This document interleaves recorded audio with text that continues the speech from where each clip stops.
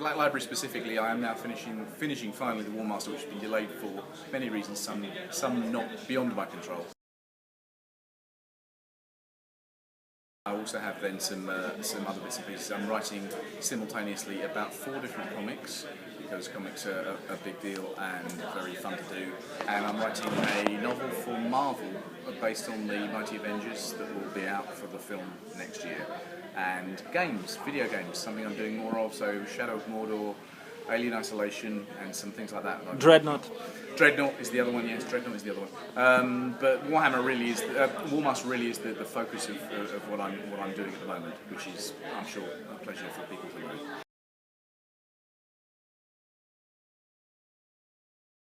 When, God, will War Master and Penitent be written and released? Well, War Master very, very soon. War Master will be backed up with a Space Marines battles book written by Matt Farah, which is the story of the Urdesh campaign featuring the Iron Snakes, and basically Urdesh is where War Master is set. So you'll be able to read the War Master novel set on Urdesh, and then you'll be able to read another novel about the overall campaign that was going on, and they fit together very nicely. Matt Farah is a very good friend of mine. He's a terrific writer. And we have long Skype calls between Britain and Australia where we discuss how these things work and how the world works. Yes, very, very good. Actually, like you. Yes, he's just a tremendous guy. One of the clever things he did with it, just in our initial conversations, is that he did some world building to think about how the way Urdesh worked, and consulted some friends of his and things. It was great. But what really blew me away is that he took that idea and found ways of explaining throwaway things I'd said about the Urdesh forces and how they worked and what their background was and their specialisations, and they all fitted together perfectly. He found a way of linking them together, which was great. Penitent. Then shortly after that, I think I have a Horus Heresy project to write between War Master and Penitent, and I also really want to get on as soon as possible to Anarch, which is the 4th and final book of the 4th. Not final. Well, final book of the 4th arc. So it won't be the final Gaunt book, but it will. At that point you'll have 4 books. There's a complete story, and that will be another omnibus and all that kind of lovely stuff like that. And it really is a very big ending point for this story. Everything's been built up. So Bloodpact, Salvation's Reach, War Master, Anarch, in many respects have the most complete story. They're almost like one story told over 4 books rather than the other ones which are separate adventures.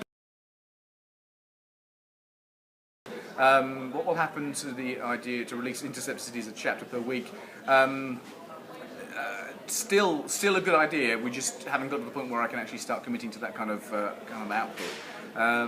But I still want to do it, and it really is just a matter of which one.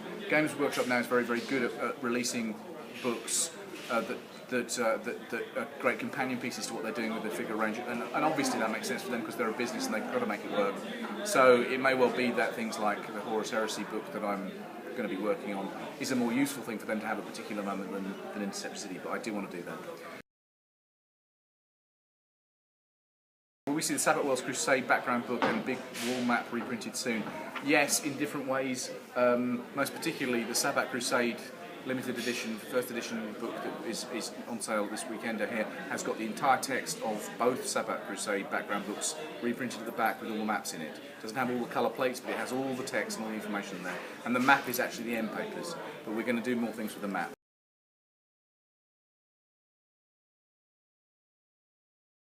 The original Sabbath Worlds Crusade book I discovered was going for £1,000 on Amazon. So yeah, it's good to see that back in print, and we want to do an updated one. We want to take it up to where we are in the Gaunt series now. We want to do the map again, and I think my proposal, which I hope they run with, is to do the map as a digital app you can put on your iPad or your phone, so that it's actually like having the map on a data slate. So you can move it around, you can press on worlds, and information comes up. Information, with any luck, that I will record, and you'll hear my voice telling me Urdesh is a planet of 4 billion people. It was approved? Yeah. It was approved? I'm waiting to hear, but that was my proposal. I can't believe they wouldn't go for that. They should approve They should go for that. Who will die in the next Gaunt book? Is it Creed, Hark, Larkin, or McCall? I'm not going to answer that question because it's a spoiler, but I will say it's either all or none of them. The events of War Master and then Anarch are going to shock people. really, but even by my high standards.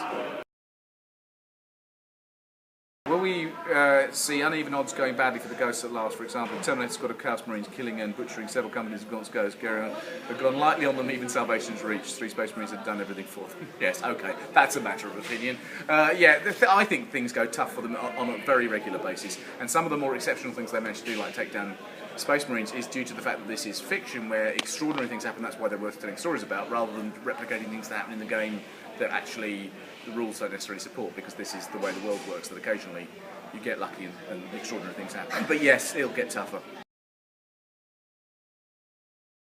Right now, nobody knows where you will go with the Mabon plot. The versions is he's a Gower agent, he is a Tyranid gene stealer cult leader, and the most real one, he is an Aquanas agent, with a simple goal to give Anarch the true reason to start a war for the Archon position. Oh, interesting.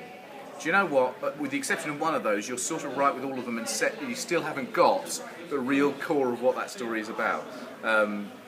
Because partly that story is about a man reclaiming his humanity to the point, but the more he tries, the less people trust him. Well, I will say this: Sek is a cleverer guy than you think he is, and what he has got planned and what he's trying to implement is both multi-layered and just shockingly huge. So there are certain events that what happened in Salvation Street, certain in Warmaster, you'll read and go, what's that about? That was scary, but I don't know what it was about. When you find out. He did smile. He in did. Salvation Reach. Yeah, he did, yeah. We won't see the Anarch until the next book after the Warmaster, which is called the Anarch. No, on screen you won't, but his effect is going to be felt all over the place. But we will see him eventually. Yes, we will see him eventually. Savage Worlds Crusade anthology released here. Why not call it Savage Worlds Anthology 2? Don't know, actually. No idea. I just think they went with Sabbath Crusader because that was a nice title. I think sometimes if you put 2 on the cover, people think, oh, I've got to read the other one first. You can read them in either order, really. I think the only important thing about the Sabbath Wars Crusade book is that the stories that I've written and Nick's written, and generally we've written, but mine in particular, are real proper in continuity. Rather than just picking Gaunt and Sabbath World stories because they're interesting, we've put in continuity ones. So you read Salvation's Reach, you read that, it makes perfect sense. Okay then, what happened to the Space Marine Battles novel? Well, I mentioned that earlier. Matt Farah is handling that now, and will be spectacular. Right, fantastic Void Battles, thank you very much. Savat Master, Salvation Street, no fear. Will you write a big Void Battle for a Daesh or an Imperial Navy novel sometime in the future? There is Navy action in Warmaster, but the primary battle of Adesh will not be a naval confrontation, but there is Space Marine stuff, there is aquatic, amphibious stuff, and there is Titans. But yes, it's probably going to be Anarch before we see Space War again after Warmaster. So essentially a bit at the beginning of this book and then more towards the end of the next. Who were you portraying writing Balthazar Eel and his sister, creating Chaos Society of the Sabbath Worlds? Where did you find your ideas for them? Do you know what? I don't really know where I find my ideas. Generally speaking, my ideas come from my notebooks, which I carry around wherever, and I write things into them, somewhat random because the ideas pop into my head, sometimes because people have said things and it just happens like that. So exactly where they crop up from, I'm not really sure. I'd sort of probably have to go back through reams of stuff to work out where the things come from. But yes, Chaos Society for the Sabbath Worlds I think is really, really important, because that whole idea that it may be completely anathema because it's horrible, it may be very strange, but it makes sense to them. And I think if you can communicate the idea that their society makes sense full stop, it works much better rather than it seem random and obscure. It's just an important thing that I feel needs to be done. Inquisitive question, will we see the Take brothers in the next book? Is it quite a joy to watch these two Chaos Space Marines conflict? Maybe you could invite some loyal Space Marines to the party. I think that's probably quite a good idea, yes. Yes, and we will see them in the next book. I mean, I think that's an important thing. Will the real Bequim be with us again, or does she not wake up until the last book? Why does the Inquisition, with its unlimited resources, still hasn't apprehended Eisenhorn? We will see the real Bequim again. in several ways. So yes, stay tuned because that's really what this book is about. And why has the Inquisition, with its unlimited resources, apprehended Eisenhorn? He's really good.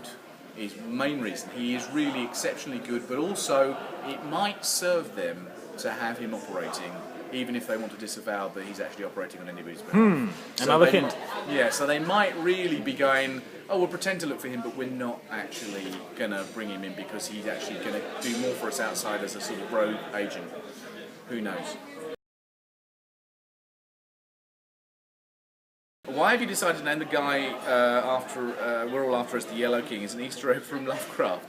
Yes, and it's yes it is. Yes it is. I thought it was a fun thing to do because we so rarely in 40k get an opportunity to resonate with real world literature, which other science fiction does get because it can remember its history. So we have to do it very sparingly. But it seems to me that some of the Lovecraftian things transgress those bounds and can sort of carry over even if only the reader recognises it. And in fact, it's, I think his name is Robert Chambers, wrote The Yellow King, which Lovecraft refers to. It's a fabulous book that I recommend you read. It's written, I think, he's a direct contemporary of Lovecraft, or even slightly before, and it's just extraordinary. It's an extraordinary book of short stories that are actually linked. It's a very slim volume, you can get it very easily. But it's brilliant, and it's become part of Lovecraftian lore, even though it didn't necessarily originate with him. It's a book about madness, it's just brilliant.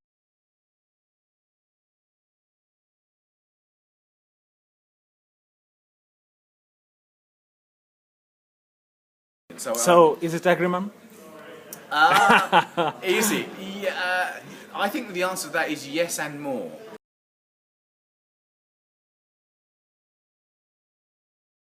Because I think with a lot of things, a lot of chaos representations, they have multiple meanings, because that's the whole point of symbols. A symbol very seldom means one thing. A good symbol can mean two or three things, possibly even conflicting things, because that's how they're used in currencies. For a symbol to work, you've got to know what I mean when I show you the symbol, and the person sitting next to you might understand something completely different. That's why the symbol works, communicating to you. It's a sort of a secret language thing. You understand that there would be 100 of theories after the last book. Yes. About the Yellow King. At least, I hope. Yeah. Loads of things going on there. And ironically, just this is a digression. I produce some comics: The New Deadwardians, Wild's End, and Dark Ages, which are being published at the moment. They're all creator-owned. I write them, and the artist on them all and co-creator is a guy called Ian Culbard, who actually lives in Nottingham, and I'm going to visit him this weekend. He's a lovely guy. He's a tremendous comic book artist, and when he's not drawing comics with me and for 2000 AD, he does beautiful graphic novel adaptations of Lovecraft. Which I heartily recommend that you seek out because they're brilliant. But it's just been announced that the next thing he's doing is the King in Yellow. So there's another, and that was a complete coincidence.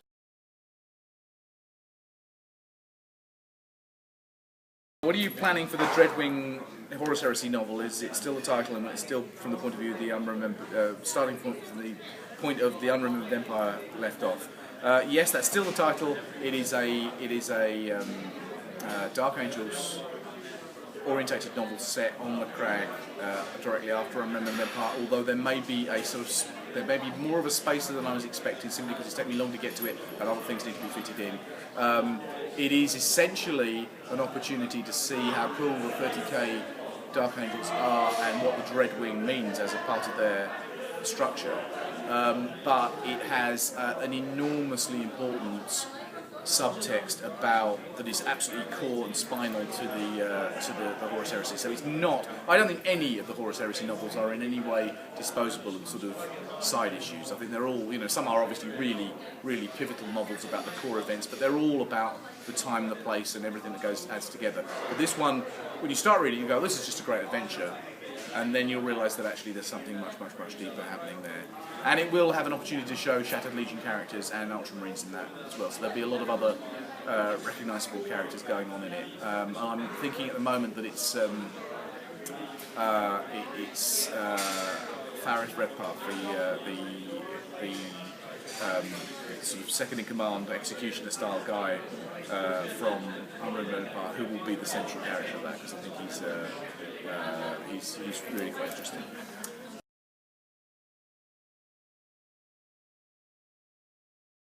Being now a famous person, it says here, after the Guardians of the Galaxy success and your name on the titles, how does it feel to write in the grim dark future of Warhammer 40k? How does Games Workshop and BL stuff and the other authors communicate with you now?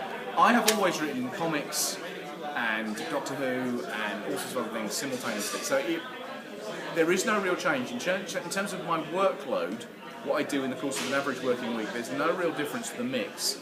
I still sort of do the same amount of Black Library compared to anything else. Guardians of the Galaxy obviously is a different experience, but it was a comic that I wrote a while ago.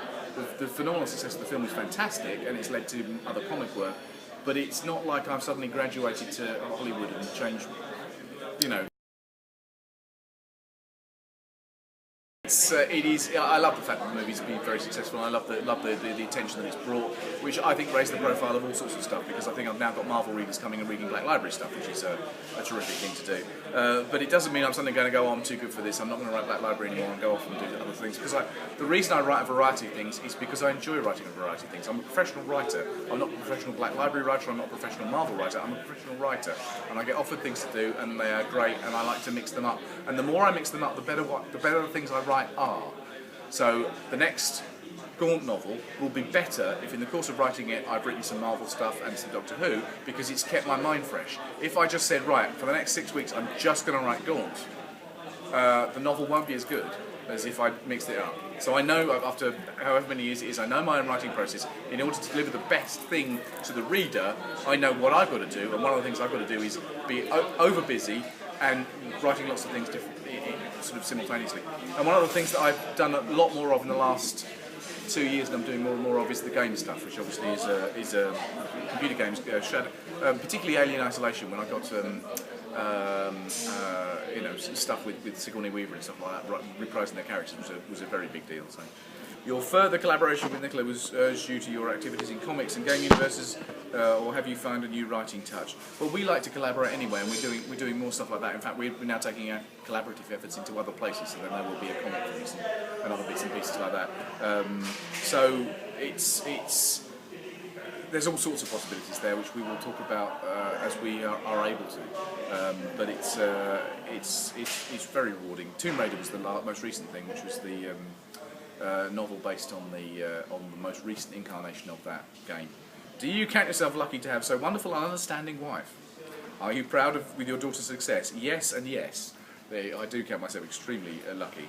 We found that Nicola Vincent, a very beautiful woman and a fantastic blogger. Thank you. I suggest you check her blog. It's updated almost every day, and new stuff, quite interesting and entertaining. There you go. And a marvellous writer and a marvellous editor as well, because of course she's my first line editor and first reader. And a very happy person who read Dan Abnett's book first. Before anybody else, yes. And yes, of course, I'm enormously proud of my daughter, who is dancing all over the place. Both of my daughters, in fact, but yes, Lily is the one who's been prominent on television. How does your BL writing coexist with the comic stuff of Marvel? Well, as I said, I write them side by side because it keeps them both fresher. So that's just a healthy thing to do. It's also about when you're writing a project, there is a huge satisfaction to be gained from the sense of closure, having finished a novel, having finished a piece of work, delivering it on, finishing it off and delivering it, and thinking, right, I've got that job done. When you're writing a novel, it takes you 3 or 4 months to get to that, if you're lucky. And then you get that hit of closure, which is a part of the reward of writing. Writing a comic might take me a day or two. So if in the course of writing a novel I can write 2 or 3 comics and get those hits of sense of job satisfaction and job well done, it helps the structure of the novel because it kind of keeps me buoyed up that I'm actually achieving things. You know that there is a Space Hulk game in development. With your experience in games, why are you not writing the story for it? It's a shooter game, yes. As far as I know, I'm not writing a story for that, in as much as I haven't been asked to yet. But game stuff, I can't be BL specific, but I am working on game projects yet that I'm not allowed to talk about because of non-disclosure. Except Dreadnought. Except Dreadnought, because that's now been announced, but there are several others that I can't talk about. So who knows? Who knows? That question is yes, and I just can't tell you. So there you go. Thank you very much.